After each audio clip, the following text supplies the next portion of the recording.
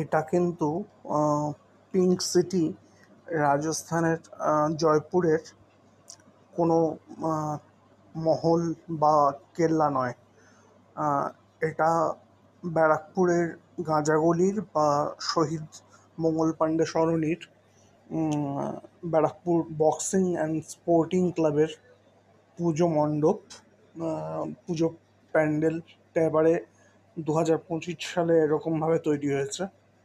আমার তো নিখুঁত একটা কেল্লার মতো লাগলো, একটা দুর্গের মতো লাগলো।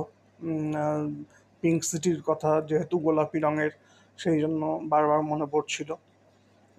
আমি এই ভেতরে ঢুকলাম, মণ্ডপের ভেতরে ঢুকলাম। একটা বিরাট বড় চোখ টানার মতো একটা ঝাড়বাতি, উম, এবং তারপরে এই সামনে বিরাট কালী মূর্তি।